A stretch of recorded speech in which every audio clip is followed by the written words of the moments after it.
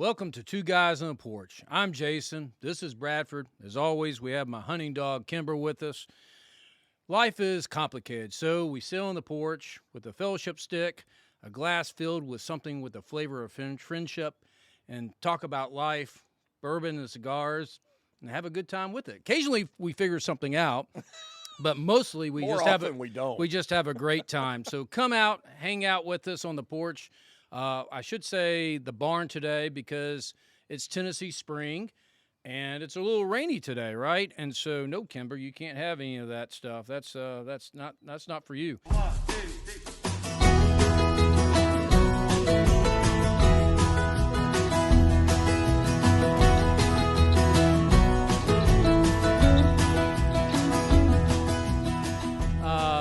We're in the barn today because it's a little rainy outside. And we don't know if it's going to rain. So we hung out in the barn today to enjoy some stuff. What are we enjoying today, Bradford? Well, today we're going to celebrate celebrity whiskey. So interesting. We've got three expressions by names that everyone will recognize. And we've done a couple before. We've done Sweetens Cove, which is, Peyton Manning and Drew Holcomb. We'd love to have Drew on the show. He's having a great tour, by the way. Check out his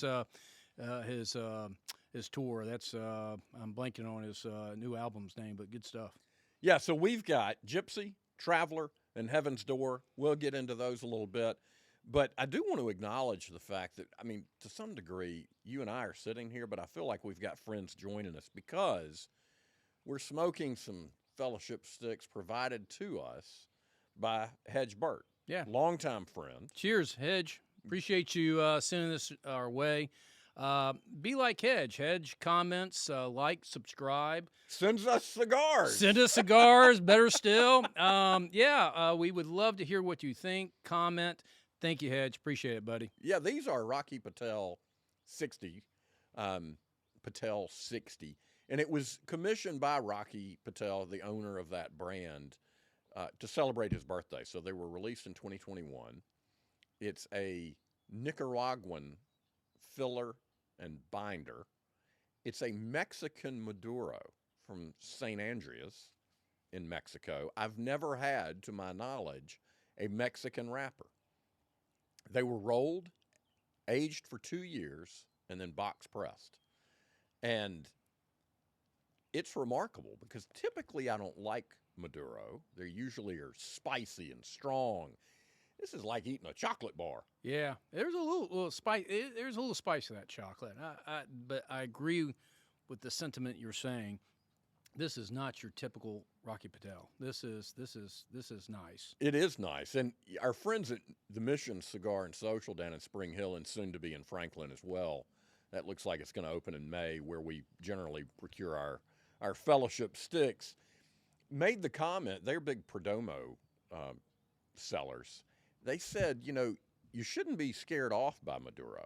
Most of the flavor of a cigar comes from that wrapper. And they said the darker color doesn't necessarily connote that it's going to be stronger.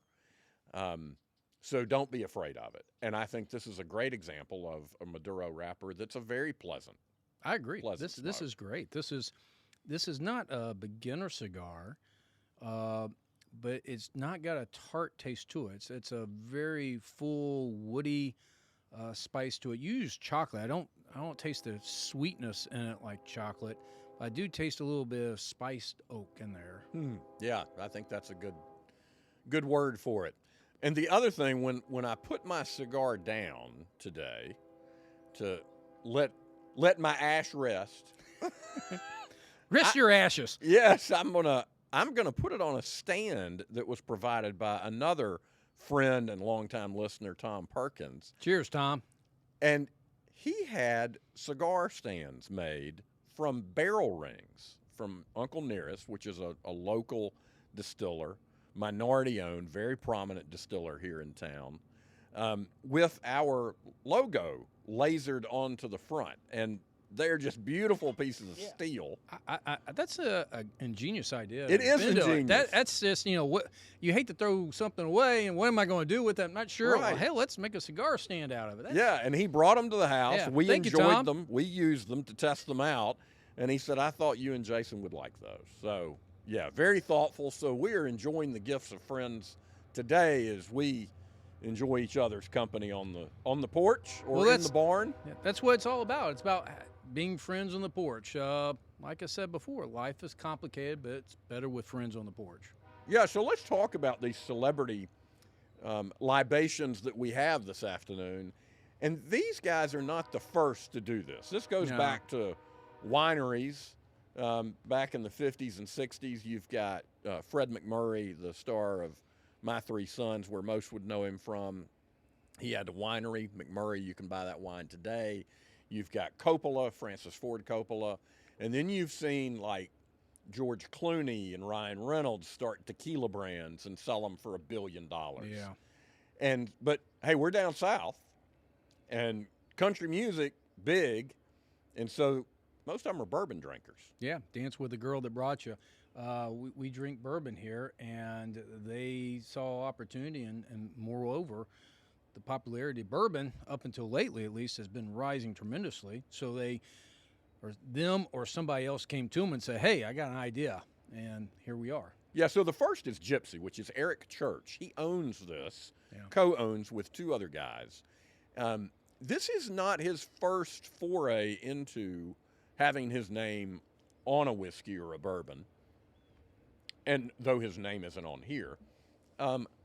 He partnered with Jack Daniels back in 2020, if I'm not mistaken, when Jeff Arnett was the master distiller there. Jeff Arnett has now moved on to Company Distilling, another local distillery. And Great person to get on the podcast. We'd love to have him on. Jeff, if you're listening or you know Jeff, tell him to give us a call. We would love to have you on the porch, and you could correct all our mistakes. He absolutely could. Yes. Yeah. And I've had Company whiskey, and it's fantastic. So when he was there, he partnered with Eric Church, and they released a special single barrel. And they had 200 barrels, which would produce 40 to 45,000 bottles. It was, I think, 90 proof-ish, higher than what their typical would be. But then it moved on, and Eric started his own at the encouragement of friends, said, you really enjoy that. You should do your own. And so Gypsy was released just a couple of years ago, I think in 2022. And they're here in Nashville. I know that. But are they distilled here in Nashville, or is it a, outsourced, Well, they did start with MGP, Yeah. is my understanding. And then they have been distilling on their own, and I'm not sure where. Okay. But yeah, let's give it a try. And by the way, this is the highest rye of what we're going to be tasting today. It's 30% rye. Yeah, so you're not particular to rye yourself. I don't mind it. I kind of like it. So I have a head start. It's got just a light color to it. It doesn't look like it's been aged very long. It's a very kind of a dark yellow, maybe an amber, light nose, just a little bit of a touch of an orange on the nose. Kind of when you first taste it, it's a little bit sweet with spiced orange. The orange really starts coming out, and the spice. Full body, it hangs with you. It's not watery. It's a little, but not too oily. It's a little on the oily side. It stays with you. It's a very full mouth taste. And then the lingering is, again, that to me, it's spiced oranges. I taste the cinnamon. I think that's the rye. And it hangs with you. So even after a few minutes after sipping it, wow, what a nice flavor to it. Yeah, I'm sitting here cogitating to steal your word, and Don't hurt yourself over there. I don't have near the adjectives you just used. I was kind of stuck on the fact that you said you were a little ahead of me, and I'm like, well, yeah, but you get to sleep here tonight, so I'm not going to try to catch up. I think you're right. It's for a high rye, it's very fruit forward in its flavor. That orange, I think you nailed. Yeah. And then it's got that rye spice to it, but it's well balanced. Yeah, no, and it doesn't have, I like the term stolen from the wine world is that tannic taste. It's not really tannins. You don't have that. I realize you don't have that in bourbon. You have that in wines from grape skins. but it's the same aftertaste that's not necessarily pleasurable. And so in bourbon, it's just typically just the burn from a high alcohol content. I can't slur You my are words. ahead. Yeah. Yeah, I am ahead. High alcohol content. It's a Southern tongue. We were talking about this. It just doesn't move very fast. High alcohol content. And impurities in there. Maybe there's a little bit of whatever esters, acetone, some chemistry nerd thing, but whatever it is, this does not have it. It's a nice smooth finish. Hey, it's like I tell our northern friends: talk slow and think fast. There you go. That's what we do in the South. That's exactly right. I don't know if we would accuse Southerners of thinking too much, though. Yeah. So, I mean, for a high rye, this is pretty good for me. Yeah, well, and that's high praise coming from a guy who doesn't like That's ryes. exactly right. Yeah. And now this is an $80 bottle. None of these are terribly expensive. We kind of hit the range here. Gypsy at 80 will be the most expensive thing we taste on this episode, and then we're going to move to Traveler at $40 a bottle, and then Heaven's Door at $55. And we haven't mentioned this. It's true for me. I think it's true for you. This is the first time we've tasted these before. For me, I've not tasted them before. So this is kind of very much a first impression taste test today. Did we not taste Gypsy when we were at the Standard? I don't think so. We tried guidance. Thank you again, Jason Rigel, for being on the porch the past couple of episodes. We had a great time with you. Cheers, buddy. I don't think we had Gypsy then. We talked about them because, again, they're another Nashville brand. Love to have those guys on the podcast at some point. Yeah, I remember seeing it because it's got a dimpled bottle. It's kind of a unique kind of bottle, which I thought was pretty cool. So I know we picked it up. If we didn't taste maybe it. you were stepping out without me there and drinking on your own. Well, that has happened. Yes. So let's talk about Traveler. And as I look at my pours here, because it is a Buffalo Trace product and a weeded mash bill, we don't know exactly what. Buffalo Trace is pretty secretive on those. I think our producer, Huff Daddy, gave me a little extra pour thinking I was going to enjoy it the most. Maybe we just get more entertaining the more we drink. I don't know. No, we just think we are. If there's a correlation to it, yeah. The more we drink, the smarter We're we get. Or at least more. we think. I don't know if other Yeah, people would be. So what do you think about the... It's got I haven't tried it yet. This is a Chris Stapleton partnership, by the way. Right. I wonder, now he's not involved. He doesn't own Weller, obviously. And so I wonder how much this is a slap my name on it, let me know how it turns out, versus I actually want to be involved with the process, own it, be financially involved like Eric Church is with Gypsy. Yeah, that's a good question because, to your point, he doesn't have any ownership stake in the distiller, Buffalo Trace, but, I mean, and his name is not on it. They had to also intentionally misspell it. Really? It has, Traveler is not spelled with two L's. No, it's not. And yet that's how this is spelled. What's the copyright on there? I don't know. Well, I mean, what was the problem? Why did they have to misspell it? I don't know. I'm thinking, because it says number 40. So if this was the 40th thing they tasted, maybe they forgot how to spell it. That's the only thing I can figure. There you go. Or it could be a proper name. You know, Robert E. Lee's horse was named Traveler, but That's correct. I suspect that It was that was one L Yeah. instead of two. So I don't know why there's a misspelling, and it can't be unintentional. But Buffalo Trace has said that it's, who's their master distiller? I think it's Hendon Wheatley or Herndon Wheatley. Yeah. Wheatley is his last name because they do a vodka. Yeah, and Chris Stapleton, can't talk again. Chris Stapleton's name is on the bottle here. Harlan Wheatley, yeah. Master Distiller, Harlan Wheatley. What a good Kentucky name, Harlan. Oh, I know, yeah. Yeah, spelled with an E-N at the end instead of the traditional A-N. Harlan Sanders was Colonel Sanders. That's correct, yeah. There you go. But, yeah, so, yeah, that's an interesting spelling of Traveler. This is pure vanilla here to me. This is oak vanilla. Again, it is light in color. Don't know how long it's aged. Don't know if they tell us how long it's aged. Very bouquet nose to it.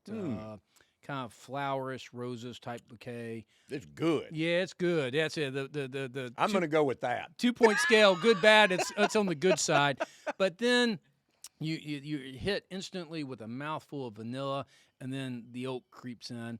It's the finish is a much lighter finish, a much it's not watery, but more on the watery side, and it's light. It doesn't stay with you as long as the Gypsy, but it leaves you with a clean mouth feel. Yeah, this is a 90 proof. The first one we had, the Gypsy, is 103 proof, which they did a great job at a higher proof of rounding that out. Yeah. With that fruit. This, I think, is, I'm comparing it to Buffalo Trace in my head. Yeah. I've got a bottle of that at home. That's their basic offering. And this is, I would say, more interesting than that. You know, it's not approaching Weller, but this is a blended whiskey. So it's almost a low-end CYPB, if you will. Yeah. Right? Yeah, sure. They've taken a lot of different things that were likely rejected for, it's going to be Pappy, it's going to be Antique, it's going to be CYPB, and they have blended it into, I think they did taste 50 some odd blends and determined that this was the one they liked, and they're committed to continuing to offer this. Hopefully they didn't do all those tastings on the same day. Well, that's maybe why they misspelled Traveler. That's what I'm guessing. That's your story, and you're sticking to I'm it? going to go with that. But yeah, I do enjoy that. It's a little bit thin. That's the only critique that I would offer. Flavor-wise, I think it's good. It's complex. That's why I would describe as watery. Same thing. Yeah, that's and that's not it's not a bad thing. It's just a characteristic. Red hair, blonde hair, just another characteristic. So, Jason, I think we could safely say we would be open to a partnership of having our name on. Yeah, let me think about that. Yes. Knock my door down, Buffalo Trace. Let's do a partnership. Heck, I tell you what. Hey, are we like celebrities in the libation world now? No, nowhere near it. No. Just we're a legend in our own minds. About $1 million, and we'll be able to. You know what's crazy? Because I do have friends, work or whatever, and because I do this podcast, they think I'm an expert. I don't know how many times we have to say that we're not, and then prove it with our inability to pick out whiskeys on a taste test. Exactly. And invariably, they're like, "Hey, what do you think about this?" And then I make up something. Yeah.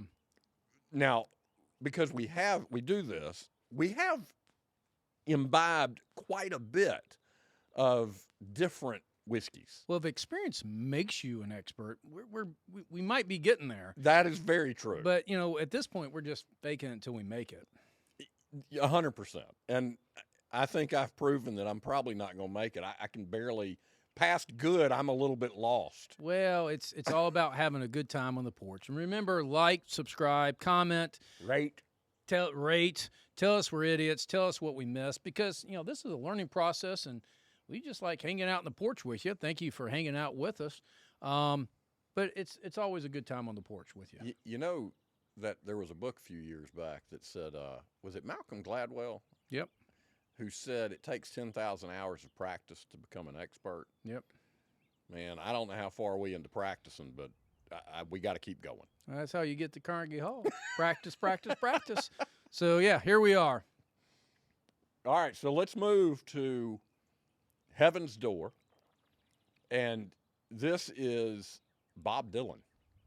So this is the lightest of the three. Are you working on it already? Yes, sir. I'm ahead of you. Now, this is another high rye. It's 20% rye. Anything above 15 would be called a high rye. Yep. Now, these are not rye whiskeys. Correct. These are bourbons, which are going to be at least 50% corn. We had 66% corn, and I think the Heaven's Door is in the 70% range, low 70s. If it were rye, which was more common 150 years ago, it would be at least 50% rye. So they are called high rye, but these are not rye whiskeys. So we're still in the bourbon range here. And I don't know how they got Bob Dylan to participate in this. And he would not be considered a Southerner by any stretch. No, of the three celebrities we're talking about today, I would put my money on he was the one of like franchise my name, if that helps you. It kind of goes with the the name knocking on heaven's door. The name kind of goes on with the song, and so I didn't realize he wrote that song. oh, maybe I'm wrong. He did write that song. Okay, Clapton is most Yeah, famous he for singing that. right, but yeah, But Bob Dylan. Bob yeah. Dylan. And there are so many songs out there that he didn't sing or sang but didn't become famous Well, does that he others really? did. Does he really sing any song? I mean, Well- if my guidance counselor told me I just need to sing as poorly as Bob Dylan, I would have been a rock star. I mean, I didn't realize that was really an option. I mean, so his talent was songwriting. I mean, that's in my opinion. He wasn't much of the singer, really. I mean, it's kind of it's not the voice of angels. Yeah, and these guys, we're talking about celebrity whiskey, but like he's another level. He has influenced American music and culture. There's a movie out about him right now. I just watched that, as a matter of fact, and it was really good. But we're talking about a guy that he's the only songwriter in history that's been awarded a Nobel Prize for literature. Wow, I didn't know that. Yeah. Now, he didn't even show up to receive the Nobel, but that's a phenomenal achievement. Well, he probably didn't realize he was winning it. He was too out of it. That's speculation on my part. Excuse me for demeaning a person who's far more talented than I am. So what's interesting in that movie, A Complete Unknown, I had to think for a minute what the name of that movie is, which is one of the lyrics from a Rolling Stone, one of his songs. Joan Baez was really what propelled him to some level of fame, because she met him in New York when they were both young. I mean, they were 20 years old, I think, in the early 60s. She was famous by then. She was a famous folk singer based in New York. She had moved from the West Coast where she grew up because her father had gotten a PhD in mathematics or physics from Stanford, was now teaching at MIT. Oh, wow. So she ends up on the East Coast. And how did the apple fall that far from the tree? Well, one of her sisters has a master's in mathematics and did that professionally. One of her other sisters also became a folk singer with some note. But, Joan Baez was gifted with a voice, and she has said this. She didn't learn it, earn it. It was gifted to her. And beautiful voice. She was famous by then and started singing some of Dylan's songs on her albums, and people were like, oh my, that's really good. And so then he came out with a couple of albums, and his first 2 or 3 exploded, and he became really big. And because more of his songwriting, now he had a very unique sound. He could sing a little better back then. But, he's one of those guys, when he sings the first note, you know who it is. Yeah, it's unique. It's characteristic. Yeah. Unlike his whiskey, though, this is a light yellow color, not much of a nose. Your initial taste is very, very light. It has a little bit of vanilla to it, a little bit of citrus to it. Very watery on the finish. Doesn't have much of a finish at all. It's not bad, but just doesn't have a lot of character to it. It doesn't. It's not what I expected from heaven here. Well, this is Ascension. This was released a couple of years ago. They started releasing whiskey in 2018. They have released a number of different things, and I've tried like their basic thing, which I can't really find anymore. And the first time I had it, I thought, you know what, that's pretty good. So I would say if you can go back and try the basic, whether it's whiskey, bourbon, Tennessee whiskey, I don't remember which, it's pretty good. It's not bad by any stretch. We're not drinking bad whiskey. No. But it's nothing special. Yeah, I agree with that. It's just not Dylan quality. He's not winning an award for this. Yeah, at least to it's my not. knowledge. You might taste it and recognize it because it's so not bland, but uncharacter. It doesn't have a lot of character to it. It's very, very chill. I guess in some sense, some people might really like that type of chill whiskey. Yeah, and to because we said he's not a Southern guy. What did he put his name on a whiskey or a bourbon for? But he and Johnny Cash were buds. Oh, that's interesting. And a huge influence on each other from a songwriting standpoint. And so Johnny Cash is The Tennessee legend. Yeah, of course, yeah. So we kind Everybody of around call here it has back to that. Maybe that's the influence. Everybody around here has, if you lived back then, everybody back then has a Johnny Cash story. I have a Johnny Cash story. Oh, really? I can't tell. Oh, that's a shame. Yeah, it's not firsthand. It was told to me secondhand by somebody. But, I mean, we can't tell that story. Well, that's a shame. All right, everybody, comment if you want Bradford to tell his Johnny Cash story at some point. We have young listeners. Oh, I see. All right. Well, I know some of my partners. They back in the day, my partners, the ones who treated Johnny Cash back in the day, they're now retired. It's because he's been gone from us for a while. But yeah, so everybody in Nashville, he was a big Nashville guy back in the day, and he. One thing he had the reputation of is collaborating with a lot of people. I know Sheryl Crow, another Nashville girl now. She was just hanging out in one of the studios one day, and Johnny Cash came up to her, and Sheryl did not recognize him.